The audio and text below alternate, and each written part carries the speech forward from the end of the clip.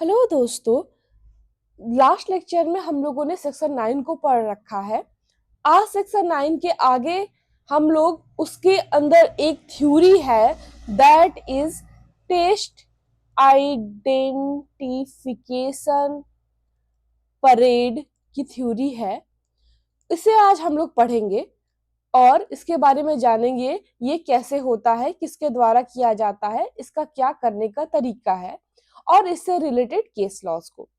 पर उससे पहले एक बार सेक्शन 9 के जो इसेंशियल्स है उसे रिकॉल करते हैं, क्योंकि उसके इसेंशियल से ही ये परेड की थ्योरी निकल के आ रही है। तो हम लोगों ने सेक्शन 9 के इसेंशियल्स में देख रखा है कि वो फैक्ट जो कि फैक्ट इन इशू या रिलेवेंट फैक्ट को एक्सप्लेन या इंट्रोड्यूस कर रहे हो वो फैक्ट रिलेवेंट हो जाएंगे।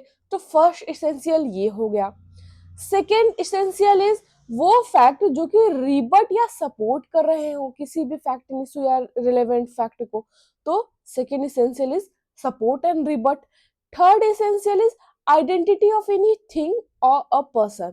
किसी पर्सन या थिंग की आइडेंटिटी बता रहे हैं तो वो भी रिलेवेंट हो जाएंगे। फोर्थ इज वो फैक्ट जो कि टाइम या प्लेस बता रहे हो वो रिलेवेंट हो जाएंगे। Fifth is relation of parties, parties के रिलेशन के बारे में बता रहे हैं तो वो रिलेवेंट हो जाएंगे। तो ये 5 इसेंशियल हम लोगों ने देख रखा है। इन 5 इसेंशियल्स में से जो ये आइडेंटिटी ऑफ एनी पर्सन और थिंग है, मतलब कि किसी पर्सन या किसी भी थिंग की आइडेंटिटी को बताना, आइडेंटिटी को पहचानना, ये जो इसेंशियल है यही इसेंशियल के अंदर फॉल करता है ये टेस्ट आइडेंटिफिकेशन परेड। इसके अंदर कैसे फॉल कर रहा है, जैसे थर्ड में यही कह रहा है ना कि वो फैक्ट जो कि किसी की आइडेंटिटी बता रहे हो, या तो वो पर्सन है या तो वो थिंग है, उसकी आइडेंटिटी बता रहा है। तो टेस्ट आइडेंटिफिकेशन परेड में भी आइडेंटिटी को ही पता करते हैं, बट इसका फॉर्मेट अलग है। तो आइए अब इसे हम लोग डीपली समझते हैं ये क्या होता है। ये हम लोगों ने कल इसके इलिस्ट्रेशंस भी देख रखे हैं अच्छी तरीके से और बारी बारी से इसे पढ़ भी रखा है। अब ये है आइडेंटिफिकेशन ऑफ पर्सन, इस पे हम लोगों को पढ़ना है। Identification of a person is covered by section 9 when a person's identity is being investigated in a relevant matter। क्या कह रहा है, जब किसी पर्सन की आइडेंटिटी इन्वेस्टिगेट की जाती है उसी से रिलेवेंट मैटर से, किसी रिलेवेंट मैटर से identification might be done by parents. Identification parents के द्वारा किया जा सकता है, सिबलिंग्स के द्वारा किया जा सकता है, वाइफ के द्वारा किया जा सकता है और अदर रिलेटिव, किसी के द्वारा जो भी जान पहचान के हैं किसी के द्वारा भी आइडेंटिफिकेशन किया जा सकता है कि हाँ भाई क्या ये वही व्यक्ति है, क्या ये वही व्यक्ति है जो वो रोज आया जाया करता था। हो सकता है नेबर्स है, जैसे कि ये कोई घर है, यहाँ पे ये जो घर है इसके पास में ही बिल्कुल सटा हुआ एक इनका भी घर है। अब कोई जो व्यक्ति है वो रोज आया जाया करता था इस घर में, रोज आया जाया करता था और ये रोज देखा करते थे कि अच्छा ये कौन है जो आया जाया करता है। भले ही वो नहीं पहचान रहे हैं पर हाँ वो देख रहे हैं कि ये एक व्यक्ति है जो कि डेली एक कैप लगाता है, वो रोज आता जाता रहता है इस घर से। इस टाइम पे पर्टिकुलर ये 8 बजे आता है और 9 बजे चला जाता है। ठीक है, एक दिन ये 9 बजे निकल के जाता है, उसी के बाद यहाँ पे पता चलता है कि यहाँ पे किसी का मर्डर हो गया है। अब ऑब्वियस है कि आस पड़ोस से तो पुलिस पूछताछ करेगी। आस पड़ोस से जब पुलिस ने पूछताछ किया तो पता चला कि एक व्यक्ति है जो कि कैप लगाता है, उसकी हाइट इतनी है, कोई पर्टिकुलर हाइट बताता है जो कि 5 फुट का है, 6 फुट का है, वो आता है, पतला है, गोरा है। हमेशा मैं उसे देखता हूँ, वो आता है घर के अंदर, घुसता है और 1 घंटे बाद निकल जाता है। तो ये 9 बजे के बाद ही ये यहाँ पे जो भी घटना घटित हुई है वो निकला। इसका मतलब अब इसका मतलब प्राइम सस्पेक्ट तो वही हुआ, वो व्यक्ति जो 9 बजे निकल के जा रहा है उस घर से। तो उसकी आइडेंटिफिकेशन कोई भी कर सकता है, चाहे वो उसके पेरेंट्स कर सकते हैं, सिबलिंग्स कर सकते हैं, वाइफ कर सकती है, नेबर्स कर सकते हैं, रिलेटिव्स कर सकते हैं, कोई भी कर सकता है। Identification can be detected in certain cases by a physical mark, sign or any wound on the body। अब आइडेंटिफिकेशन तो किसी भी तरह से हो सकती है, जैसे कि हमने इसमें बताया कि वो कैप लगाता है, वो 5 फुट का है, वो गोरा है या पतला है, इस तरीके की भी आइडेंटिफिकेशन हो सकती है। हो सकता है उसके बॉडी पर कोई फिजिकल मार्क हो, कोई साइन हो, कोई घाव का निशान हो, जैसे कि आपस में ये जब कोई छीना झपटी हुआ घर के अंदर 8 से 9 बजे के बीच में, जब आपस में छीना झपटी हुआ घर के अंदर, तो उसमें जो एक बच्ची थी उसने बोला कि मैंने उसके हाथ पर बहुत जोर से मारा था। तो अब वो व्यक्ति को ढूंढना है जिस व्यक्ति के हाथ पर जोर से चोट लगी थी, जिस व्यक्ति के हाथ पर चोट का निशान है। जब उसने छीना झपटी में मारा, बच्ची ने बताया कि मैंने उसके हाथ पे मारा था। तो जब मैंने उसके हाथ पे मारा था तो ऑब्वियसली कोई भी घाव इतनी जल्दी ठीक तो नहीं हो सकता। तो एक ये भी मार्क बन गया कि कुछ समय के लिए विद इन 10 डेज वो घाव नहीं ठीक हो सकता। अब इसी विद इन 10 डेज अगर वो व्यक्ति मिल जाता है तो इससे ये पता चलेगा कि हाँ, इसी व्यक्ति के हाथ पे वो घाव का निशान है, इसका मतलब यही व्यक्ति वो वहां पे था। तो आइडेंटिफिकेशन के लिए आइडेंटिफिकेशन के लिए कोई भी मार्क चल सकता है भाई। Physical mark, sign, wound on the body, even wound on the body भी हो सकता है। उसकी हाइट कैसी थी, उसका कलर कैसा था, उसके हेयर कलर कैसा था, वो किस कलर का कपड़ा पहनता था, क्या वो हमेशा पैजामे कुर्ते में आता था या हमेशा जींस टी शर्ट पहन के आता था, शर्ट पहन के आता था, वो हमेशा एक ही कपड़े पहन के आता था। तो कुछ भी आइडेंटिफिकेशन के लिए वो बात जो उसके में यूनिक हो बाकियों से, वो बात आइडेंटिफिकेशन के लिए ली जाती है, उससे किसी की आइडेंटिटी पता चलती है। अब आगे कह रहा है, जैसे कि इसमें हम लोगों ने देखा कि कोई भी उसको जो जानता हो, आई विटनेस हो, जो उसे देखा हो, वो आइडेंटिफिकेशन करेगा। सेकेंड आइडेंटिफिकेशन की बात कर रहा है कि मेडिकल एग्जामिनेशन। हम उस व्यक्ति के बारे में मेडिकल एग्जामिनेशन के थ्रू भी पता कर सकते हैं, such as bones, skeleton, age, voice and so on. हम वॉइस के थ्रू भी पता कर सकते हैं। आपने सुन रखा होगा जो रेप केसेस होते हैं उसमें जो भी सलाइवा वगैरह होता है, यस, उससे पता कर सकते हैं, सलाइवा वगैरह से या हेयर्स से। तो उससे पता होता है कि हाँ, यही व्यक्ति था या नहीं था। Are also used to identify a person. तो बोन्स, स्केलेटन, एज, उसकी वॉइस जो थी वो काफी भारी थी, उसकी वॉइस जो थी वो काफी पतली थी, इससे पता कर सकते हैं।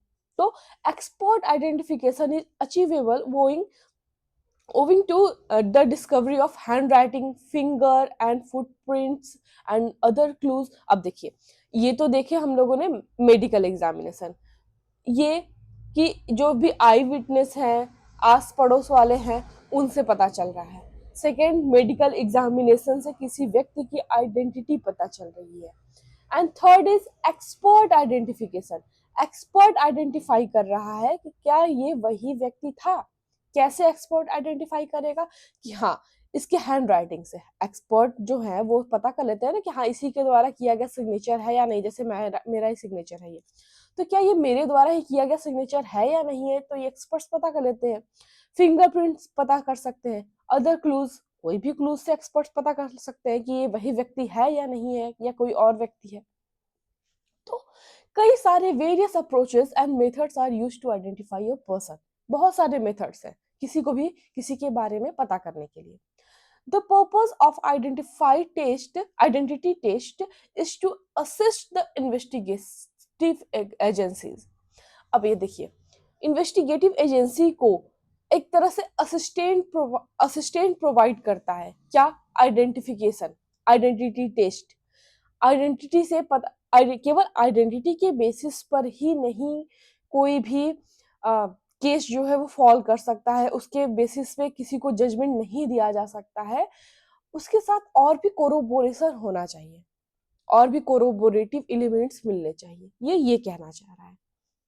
अब देखिए, when family member do not identify the gold that belong to the deceased individual। अब यहाँ पर्सन के बारे में बात नहीं कर रहा है, यहाँ पे किसी थिंग के बारे में बात कर रहा है कि जैसे एक मान लेते हैं ये अंगूठी है।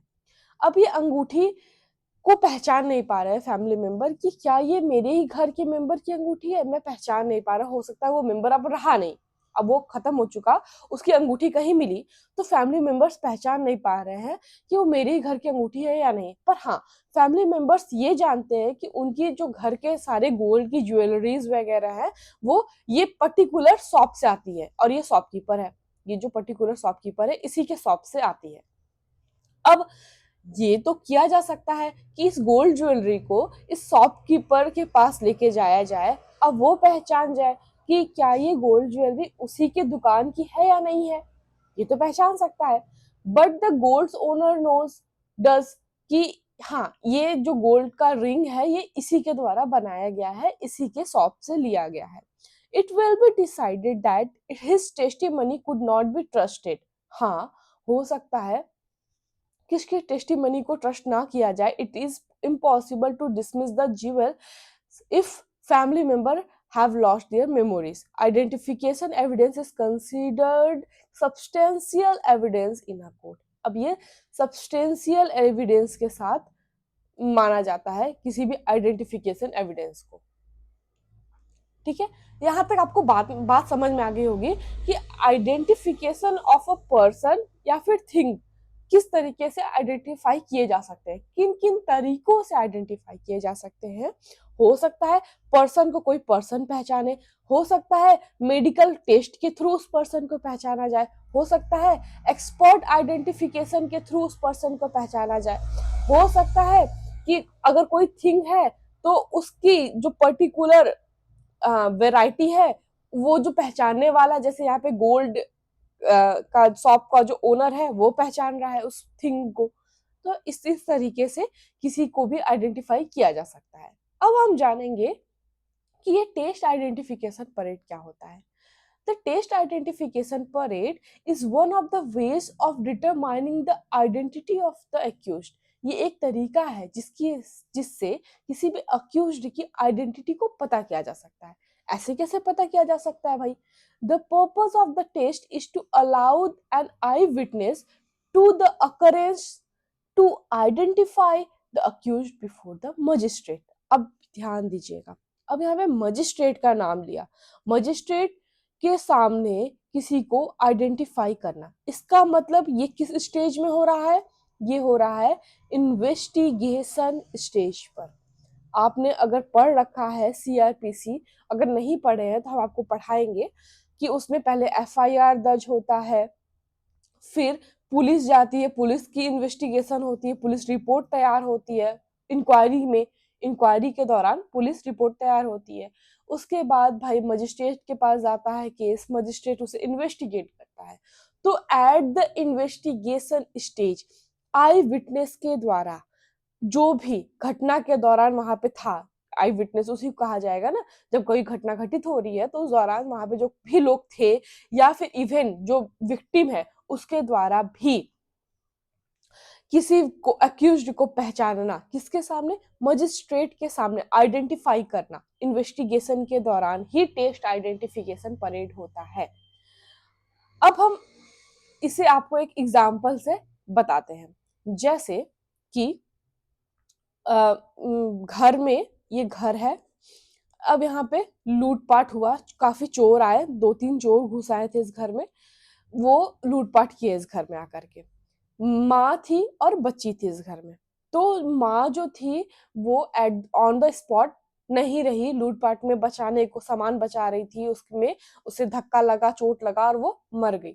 केवल बच्ची ही थी जो कि इन 2-3 लोगों को देख रखी थी। अब अगर मजिस्ट्रेट के सामने आइडेंटिफिकेशन परेड होगा तो देखिए, ये एक व्यक्ति खड़ा है, ये दूसरा व्यक्ति खड़ा है, ये तीसरा व्यक्ति खड़ा है, ये चौथा व्यक्ति खड़ा है, यहाँ पे 4 व्यक्तियों को खड़ा कर दिया गया।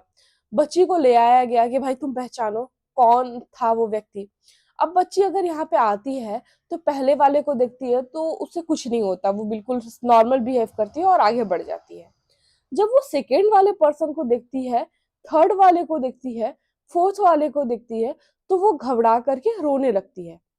जब वो घबरा करके रोने लगती है या कहती है, इशारा करती है कि हाँ हाँ यही था, इसी को कहते हैं टेस्ट आइडेंटिफिकेशन परेड।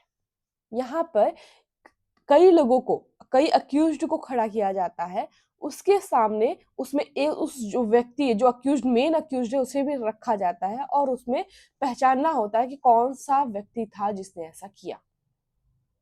इसके बारे में और देखते हैं। The identification of the test is absolutely required. The goal of the test identification is to evaluate an eyewitness.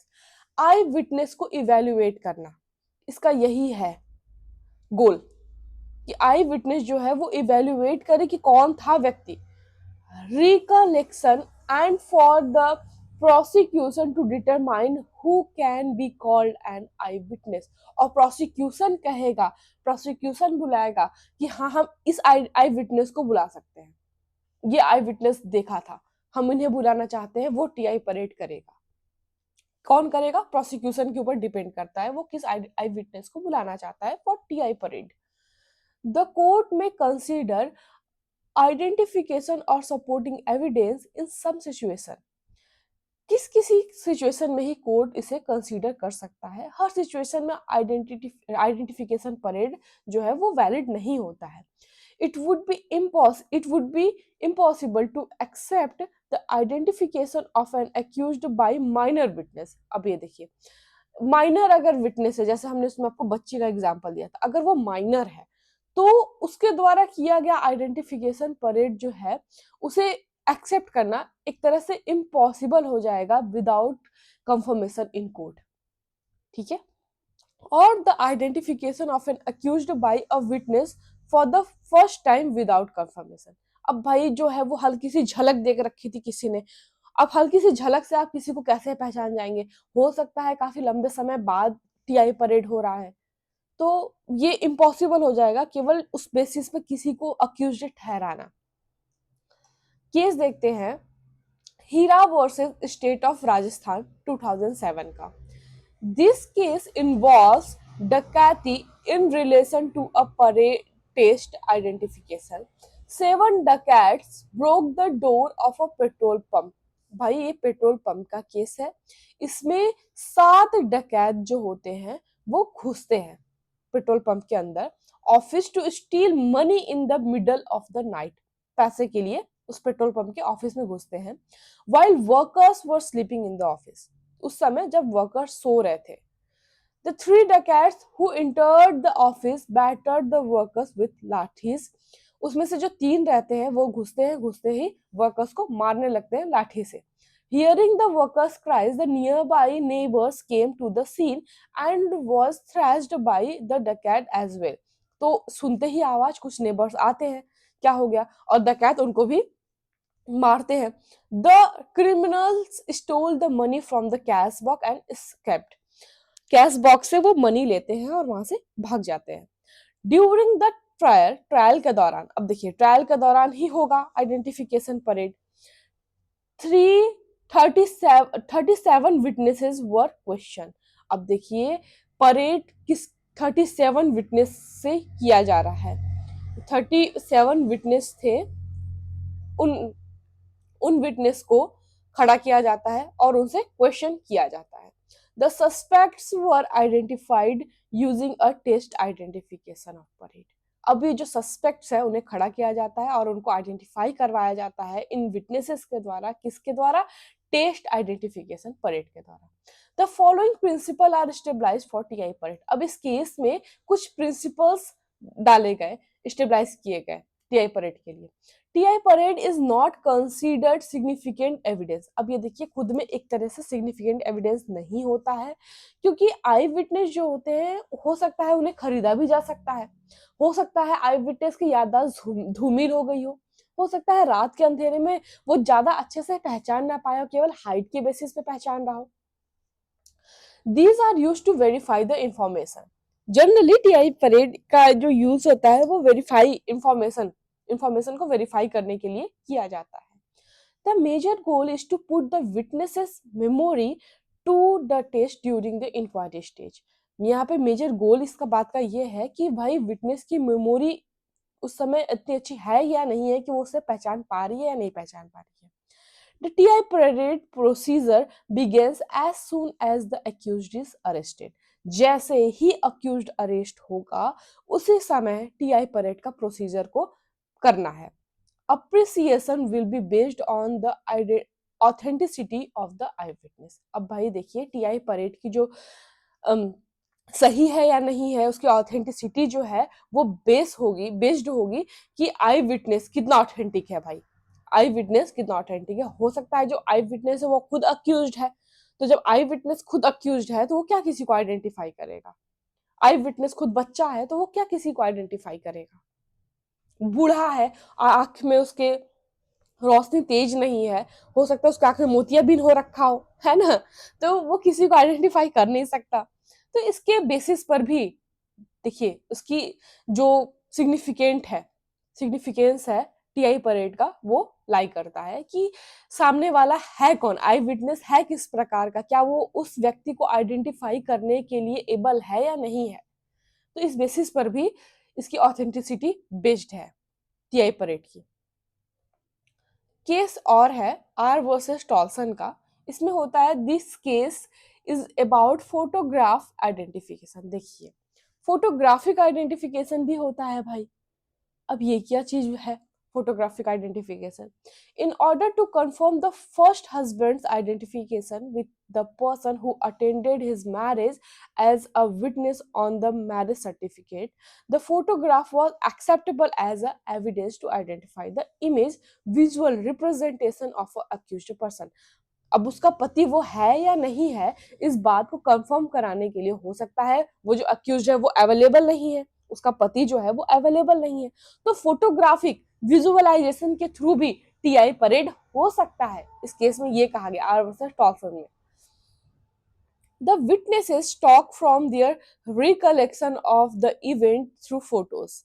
This is just an identification of an accused based on image recognized by a witnesses।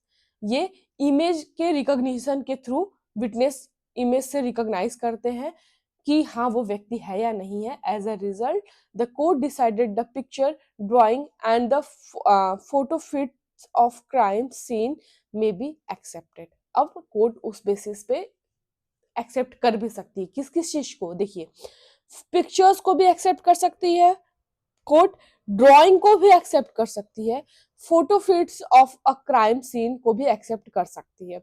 अब ये drawings क्या होता है, आपने देखा होगा, बहुत बार देखा होगा कि कोई अक्यूज्ड को देखा व्यक्ति, अब उस व्यक्ति को देखा अक्यूज्ड को, अब वो भूल न जाए इस बेसिस पर जो पुलिस होती है वो स्केच बनवाती है तुरंत अक्यूज्ड का कि हाँ हाँ वो उसके बाल ऐसे थे, उसकी आंखें बिल्कुल धसी हुई थी, उसकी आंखों के नीचे बिल्कुल काला काला सा था, उसकी नाक बहुत लंबी सी थी, उसके होठ बहुत बड़े से थे, उसके बाल लंबे लंबे थे। तो इस बेसिस पर पुलिस जो है वो स्केच बनवाती है। स्केच भी एक्सेप्टेबल हो सकता है, और स्केच जो पुलिस बनवाती है कोर्ट उसे एक्सेप्ट करती है, वो भी आइडेंटिफिकेशन के अंदर ही आता है, टीआई परेड के अंदर ही आता है। केस है SS Rotela versus state of Bihar का। Held that during FIR witness said that he can't identify the accused. FIR के समय जो विटनेस होता है वो कहता है नहीं नहीं मैं तो पहचान ही नहीं पाऊंगा, वो तो बिल्कुल धुंधला धुंधला सा था, मुझे पूरी सीन याद नहीं है। एफआईआर के दौरान वो विटनेस ऐसा कहता है, बट टीआई परेड के दौरान वो कहता है कि हाँ ये यही अक्यूज्ड है, वो पहचान लेता है। तो अब देखिए इस तरीके का टीआई परेड क्या हो गया, डाउटफुल हो गया, कोर्ट भी कंफ्यूज हो गई कि तुम एफआईआर के समय कह रहे थे कि मैं पहचान नहीं सकता, अंधेरे में था, बिल्कुल मैं इमेज जो है वो क्लियर नहीं है मेरे माइंड में उसकी, और जब टीआई परेड हो रहा है तो तुम पहचान जा रहे हो, तो ये डाउटफुल क्रिएट कर रहा है ना। तो केवल टीआई परेड के बेसिस पे किसी को अक्यूज्ड, किसी को कन्विक्ट नहीं किया जा सकता। The state of UP versus Wasif Haider. इस केस में क्या हुआ, a mere delay in TI parade wouldn't defeat its evidentiary value if the witness can very clearly identify the accused। अब भाई हो सकता है कि अक्यूज्ड को पकड़ने में काफी लंबी समय लग गया, हो सकता है 1 महीने बीत गए हो, तो 1 महीने बीत गए हैं और इस बेसिस पे ये कह देना कि विटनेस अब आइडेंटिफाई नहीं कर सकता, ये कोई बात नहीं होती, उसकी एविडेंसरी वैल्यू को कम नहीं कर देता। हाँ but an unexplained delay may raise doubt about the role of the place and the possibility that witness might have seen before the accused TI parade।